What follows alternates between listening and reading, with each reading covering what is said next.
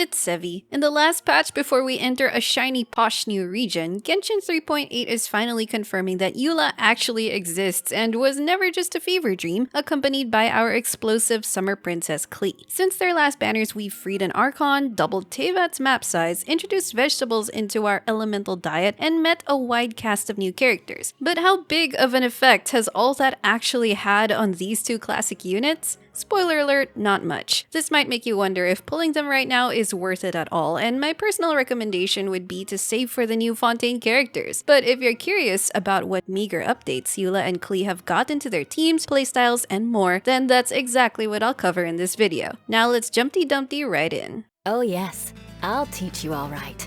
Mark my words.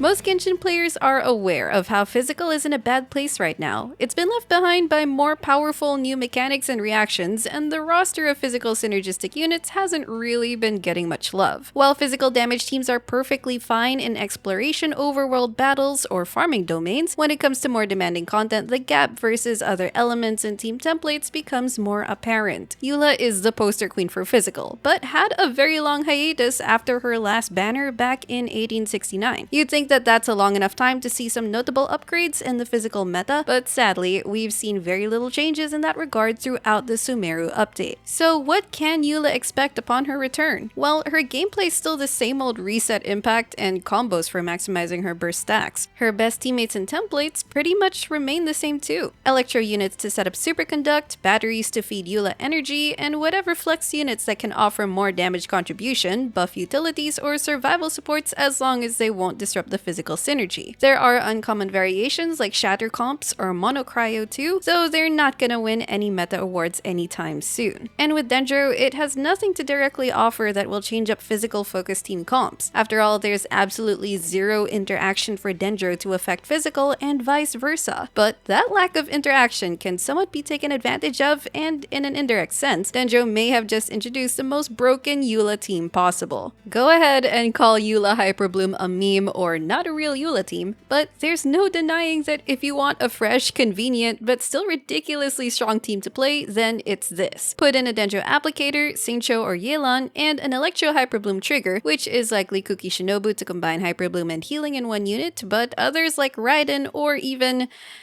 Dory can still work. This Hyperbloom team combo alone, even without a fourth unit, is already very strong, but inserting Eula at least has its upsides. Eula is a great on-field driver thanks to her insanely high interruption resistance, which practically guarantees she won't get staggered, thereby letting her comfortably drive her teammates' abilities. Since she's dealing physical damage, she doesn't disrupt the Hyperbloom process, and she can apply Cryo every now and then, which freezes the enemy and triggers Superconduct for the physical resistance shred. Is Eula the biggest damage contributor here? Definitely not. But does it really matter that much? What's important is that it works, Eula is the main on-field unit, so you still get to control and see a lot of her, and at the end of the day, it's still a real showcase of teamwork. Okay, but say you wanted to actually use her in a true physical focused team. We have one new unit who has the most direct contribution to not just Eula, but physical itself, and two other units who can work with Eula to some extent. The first is Mika, a fellow member of the Favonius Reconnaissance team, who seems to primarily be made for Eula and the supposedly premium physical support. It was baffling that when Mika released, he didn't debut alongside Eula, but instead fell under Ayaka and Shenhe's banners, and so his first rerun is finally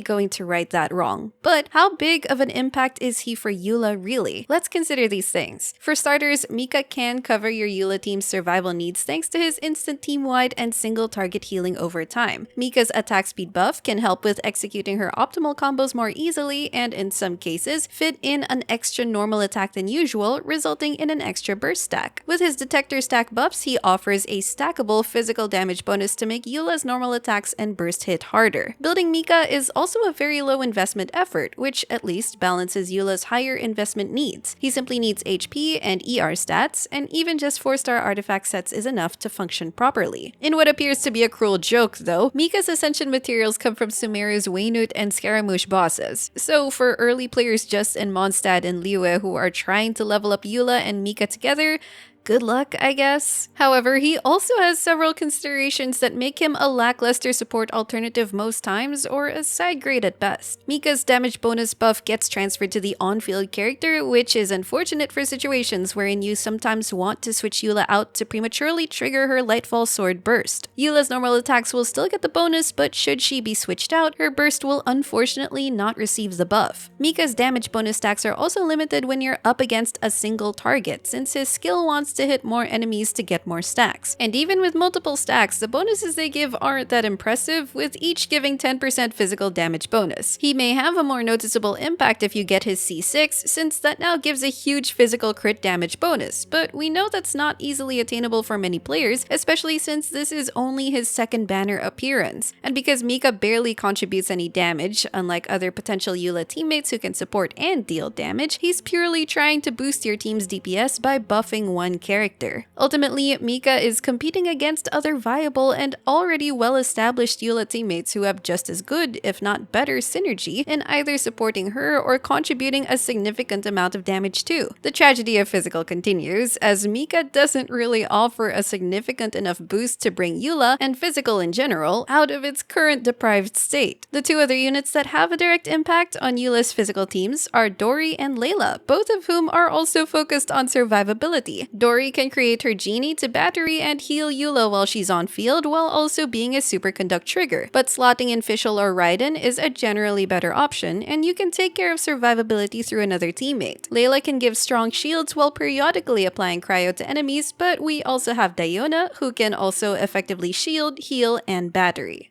When it comes to building Eula, there's also barely anything to update. The biggest change is a new viable 5-star weapon for her, the Beacon of the Reed Sea. Originally intended for Dia, the Beacon is amazing for Eula thanks to its universally beneficial crit rate stat and attack buffs, which hopefully means no more crit fishing with this weapon. If you pulled it by accident last time or because you wanted to have a flexible claymore option, then slap it on Eula and save your primos rather than pulling for her signature but very niche weapon. Otherwise, you have a nice enough selection of claymores from free-to-play to gacha and spender options. As for her artifacts, the Pale Flame or combos of physical damage and attack sets are still her best options. The Pale Flame set has not been added to the strongbox options yet, though it's very likely that 4.0 will finally add it. Even then, the stat difference between a 2-piece physical and 2-piece attack or a double 2-piece physical set is so small versus the 4-piece Pale Flame set. Having better substats on 2-piece combos can make it just the same or even better than a 4-piece set. If you don't need the nasty pieces in the Pale Flame domain, I'd say just strongbox the Bloodstained and attack pieces for now, or stick to whatever pieces you have with good stats. If you decide you really want to eventually attain a full Pale Flame set, wait until 4.0 to strongbox it instead, so you can farm more efficient domains while foddering bad pieces. If you're also wondering whether or not Eula Constellations are worth it, I would highly recommend you to just stick with C0. Her early constellations give very minor improvements that aren't really that worth it, and your primos are better spent on other units and their more impactful constellations or even weapons. Who knows, maybe another character or weapon in the Fontaine patch will be an upgrade to Eula and physical. But if you really like her that much, the best early stopping points are either her C1 or C3. C1 is a convenient damage bonus mechanic, averaging to a 10% overall increase in her output. C2 shortens her hold skill cooldown, and while there are situational uses to it, she already has perfectly optimal rotations that don't need the cooldown reduction. C3 simply increases her burst level, but since it's a large portion of her total damage, it ends up being a significant DPS boost as well. So with all that, there really isn't much to say about Eula. Hoyo's attempt to refresh her with Mika honestly feels half-baked and makes me wonder if the premium physical support doesn't feel premium enough, then what else can be done to make physical better? Could the Fontaine patch make another attempt to make physical more relevant? Or did physical peak and is Hoyo now leaving it to stagnate? If you're pulling Eula, be ready to contend with these concerns and keep your expectations in check. But if these won't deter you, then that is truly based behavior.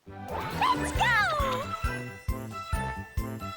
On the other half of this phase, coming right as scheduled for her summer vacation, is Klee. She's also received only a few updates throughout Sumeru, and as far as Pyro DPSs go, she's got more and stronger competition than Physical. But generally speaking, she's still in a better place than Eula and Physical. And more importantly, she still has more promising potential to grow moving forward, especially with Fontaine and its new Hydro units, and basically anything in the future that has something to do with Pyro. So what are the major considerations if you're thinking about pulling her? To get it out of the way, a very common criticism of Klee is that she feels clunky or vulnerable to play, which puts off players, whether they hear it from someone else or experience it themselves. It's true that animation cancelling and combat text can help you squeeze out more damage, and in her best teams which don't incorporate the shielder, you'd need good enough hand-eye coordination to dodge or iframe if she's on field against hard-hitting enemies. Since her charged attacks are quite close-ranged, she often feels like a melee unit, which might be a little too close for comfort for some. But contrary to the reputation she gets for scaring players away, you don't have to really learn such complex techs and combos to enjoy Klee and use her in good teams. Yes, learning them will have better payoffs, but in the right scenarios, and even without a high player skill expression, you could still achieve a huge portion of her potential to make her strong enough. If ever, the most basic stuff you'd want to learn are her normal charged attack combos, the fundamentals being either one normal then a charged attack, or two normals then a charged attack, which have different perks based on DPS and stamina consumption. There are other units and teams with similar or higher damage potential but have a lower skill barrier to contend with, just as much as there are units with techs that also have bad consequences if you can't utilize them properly. So if you're willing to get into all that with Klee, there are in-depth guides that will teach you the basic and advanced techs. Klee can still be a moderately skill-expressive unit that casual players can learn to work with, but a rewarding unit for those who are willing to learn more nitty-gritty stuff. At the end of the day, it's largely up to personal preference if you find her overall gameplay aspects that much of an issue. Get a feel for her movement and combat in the trial mode if you haven't had a chance to try her in prior events. If you think there's a deal breaker there somewhere, then don't pull. At least when it comes to her power level, Klee is technically still a generally strong character. This is most apparent in multi-target scenarios and with a grouper, since she has a ton of multiple damage sources that deal AoE damage with varying sizes. Her two most popular team formats are Mono Pyro and Vaporize, which remain the same as before. There are some uncommon comps like Overload or Melt, and more recently, a new Burgeon team variety. Klee's potential can be harder to unlock in a Vape team though. The biggest obstacle is that her kit has multiple sources of damage which all apply Pyro at separate ICDs. This makes her apply an excessive amount of Pyro, so that vaporizing her hits consistently is a much harder task. Klee's Vaporize team also really wants a C6 Xingqiu, so the Hydro application can sufficiently keep up with her Pyro, or even a double Hydro Xingqiu Yelan comp for stronger Hydro application. But those two units do mainly single target focused Hydro damage and application, which also makes her Vaporize damage potential highly single target. When playing Klee in a Vaporize comp, you mainly want to vaporize her charged attacks for the higher multiplier, though this necessitates being able to execute at least one of her NACA combos consistently. Other parts of her kit can still trigger reactions, but they're much harder to control. It's important to note that vaping her charged attacks plus some hits from her other talents still only buffs less than half her kit, because her damage is spread out quite evenly among her talents and not all of it can reliably vaporize. There are more nuances when it comes to analyzing and maximizing her vaporize potential, but suffice to say, it's not her easiest team to work with and not as big of a damage bump for her compared to other Pyro units in Vape teams. Thankfully, the Mono Pyro alternative is a much easier scenario to play Klee in, while also being one of her highest damage ceiling teams, because by buffing Pyro damage in general, you're buffing the entirety of her kit and not just a portion of it. In this, Klee is accompanied by Bennett and Xiangling, and an Animo unit to shred Pyro resistance with the VV set, with Kazuha being the best candidate. It's a huge step up in ease of gameplay compared to her other teams. You literally have no reaction setups to be concerned about aside from swirling Pyro and snapshotting buffs. Canceling attack combos can still be implemented, but getting it wrong is less punishing compared to optimizing charged attack combos in vaporized teams. It has insanely good synergy among its members too, since Klee and everyone else benefit from all the Pyro-related buffs or debuffs from party members. Bennett gives a lot of attack, but also has a Pyro damage bonus at C6. Xiangling both shreds enemy Pyro resistance with C1 and buffs your entire party's Pyro damage with C6, and Kazuha also does the same, but with higher resistance shred and damage bonus values. Klee's entire kit is made to deal Pyro damage, which means all these Klee's perks will enhance every single part of Klee's arsenal. Bennett provides a lot of healing already, but if you're more concerned about getting staggered, then you could always replace Kazuha with a more defensive unit, which trades a higher damage ceiling for more comfort. Zhongli is the next best option since he can still shred enemy resistance and possibly use an archaic set to provide a pyro damage bonus. If you don't have Zhongli, then any other alternative shielder will generally still work. Basically, if you want the easiest but also still a very strong way to play Klee, do yourself a favor and embrace the mono pyro life.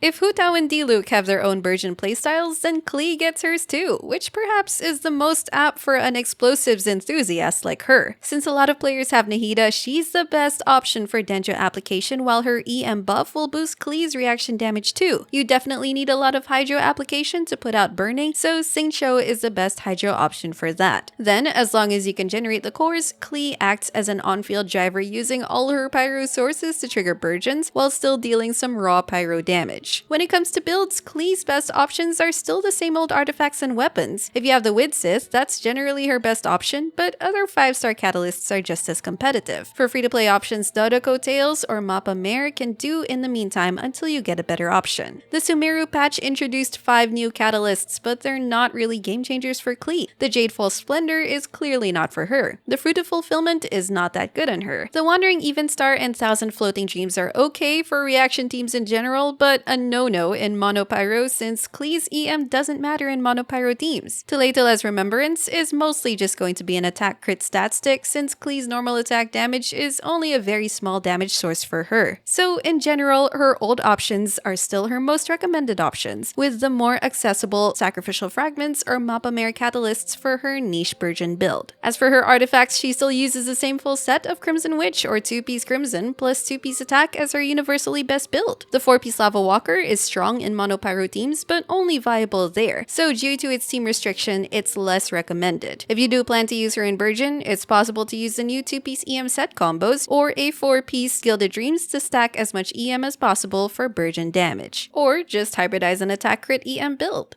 If you're also aiming for early constellations, here's what to consider. C1 is mainly for extra damage and pyro application. Depending on the team you're using her in, this can be a good or bad thing. Specifically, in vaporized teams, these have a chance to disrupt your elemental auras and potentially ruin a couple of vaporized procs, though it's nothing major. C2 is her best stopping point and an interesting constellation as it provides one of the very rare sources of defense shred. And this defense shred results in an overall team DPS increase since all your team's damage, save for transformative reactions, will be boosted against the affected enemy, and especially since reducing defense is a separate multiplier on top of the pyro damage bonus or pyro resistance reduction some teammates can offer, which is a better balance for increasing outgoing damage. But most importantly, with the 3.8 update, we're getting a Klee skin that will win the hearts of many players and try to convince them to let her out of solitary confinement. Her brand new skin clads her in a true Crimson Witch attire that gives a whopping 1000% bonus to her cuteness stat. As a 4-star skin, it doesn't seem to add new animations or voice lines unlike Diluc's 5-star skin, but regardless, I can definitely see the appeal, and for those who have been a long-time Klee main, this is a nice treat to refresh her and get new Klee havers aboard as well. And that's gonna be all for this video. Let me know in the comments what you think of Eula and Klee, and if you'll be pulling them on this rerun. If you enjoyed this video, don't forget to leave a like, consider subscribing to my channel if you haven't already, and I will see you all soon. Take care!